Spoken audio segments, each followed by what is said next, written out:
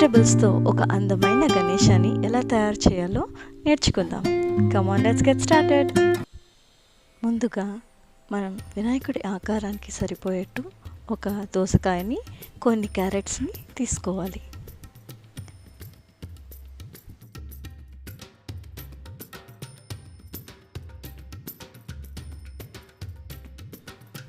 తర్వాత క్యారెట్స్ అన్నిటిని శుభ్రంగా పీల్ చేసుకోవాలి. దీనివల్ల వినాయకుడి బాడీ మీద ఎటువంటి మచ్చలు లేకుండా క్లీన్గా కనిపిస్తుంది. ఇప్పుడు ఒక పెద్ద క్యారెట్ని తీసుకొని వినాయకుడి మొహం ఇంకా తొండం వచ్చేలాగా కార్వ్ చేసుకోవాలి.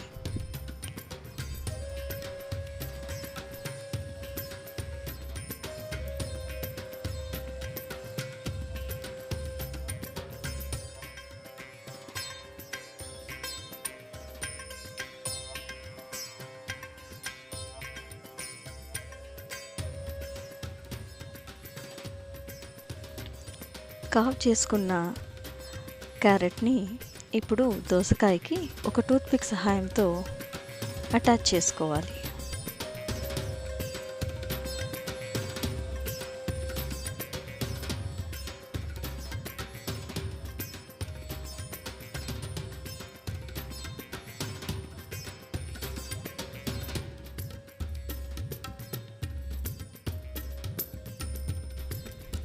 ఇప్పుడు లెగ్స్ ఆకారంలో ఉన్న చిన్న క్యారెట్స్ని టూత్పిక్ సహాయంతో కాళ్ళలాగా అటాచ్ చేసుకోవాలి.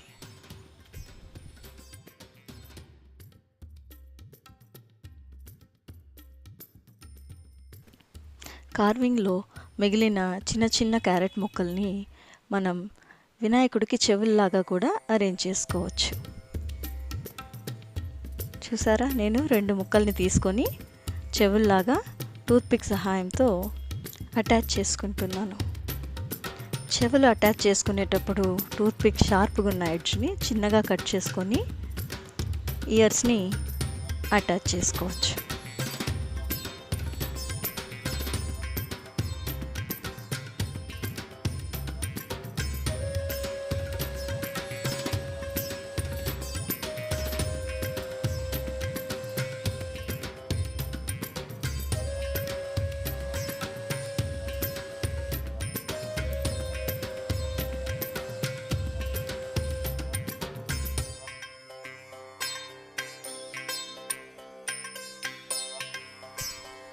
ఇప్పుడు చేతుల కోసం 2 మీడియం సైజులో ఉన్న క్యారెట్స్ని కట్ చేసి చేతుల్లాగా మనం అటాచ్ చేసుకోవాలి.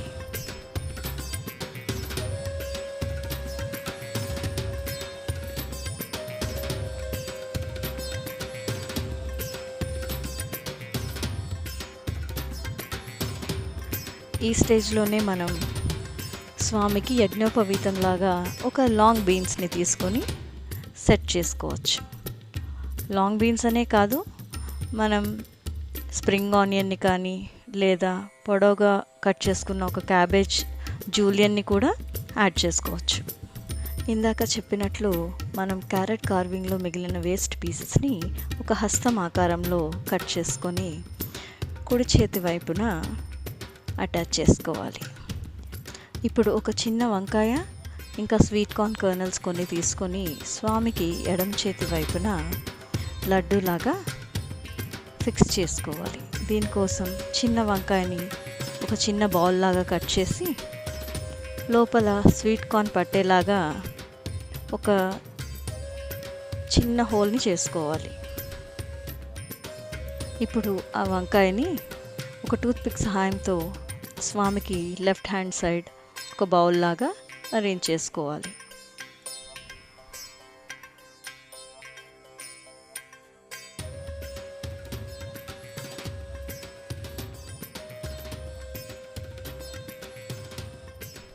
ఇలా అటాచ్ చేసుకున్న తర్వాత స్వీట్ కార్న్ తీసుకొని ఆ చిన్న బౌల్లోకి ఒక లడ్డూలాగా అరేంజ్ చేసుకోవాలి.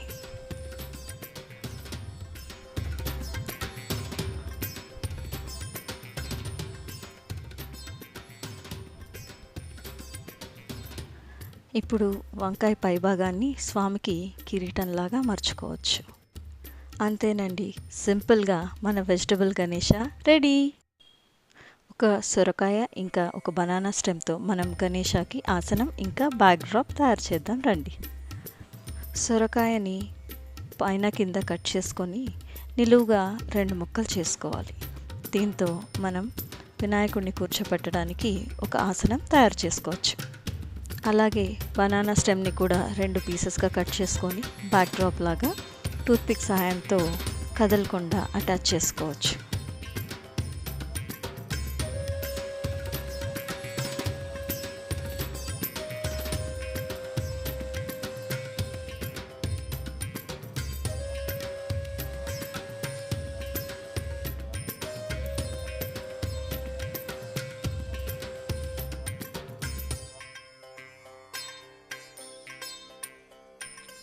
ఆసనం ఇంకా బ్యాక్గ్రౌండ్ కంప్లీట్ అయిన తర్వాత మనం కొన్ని కలర్ఫుల్ బెల్ పేపర్స్ని స్క్వేర్ షేప్లో కట్ చేసి పెట్టుకొని వాటిని బ్యాక్ డ్రాప్లో టూత్పిక్ సహాయంతో అంటించుకోవాలి.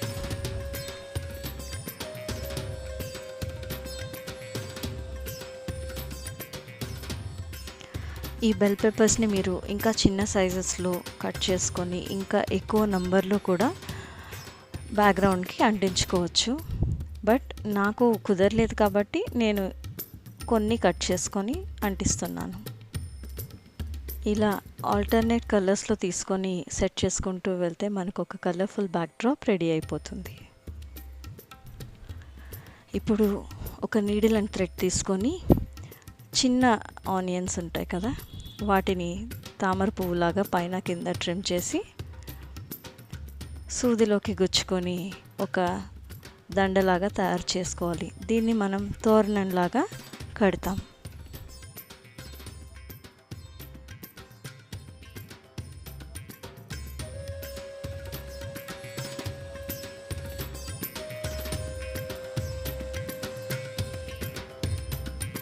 చిన్న ఆనియన్తో పాటు కొన్ని స్వీట్ కార్న్ కర్నల్స్ని కూడా తీసుకొని దండలాగా గుచ్చుకోవాలి.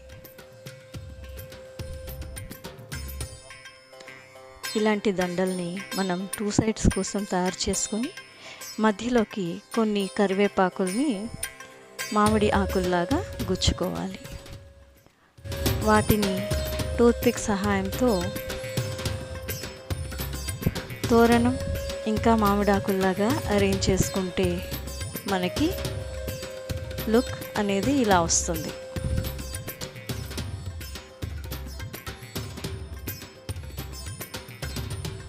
అంతేనండి, ఒక సింపుల్ బ్యాక్ డ్రాప్లో మన వెజిటబుల్ గణేషాన్ని ఇలా అరేంజ్ చేసేసుకుందాం. గణేషాన్ని అరేంజ్ చేసుకోవడానికి మీరు సైడ్స్లో ఒక 2 టూత్పిక్స్ పెట్టి అరేంజ్ చేసుకోవచ్చు.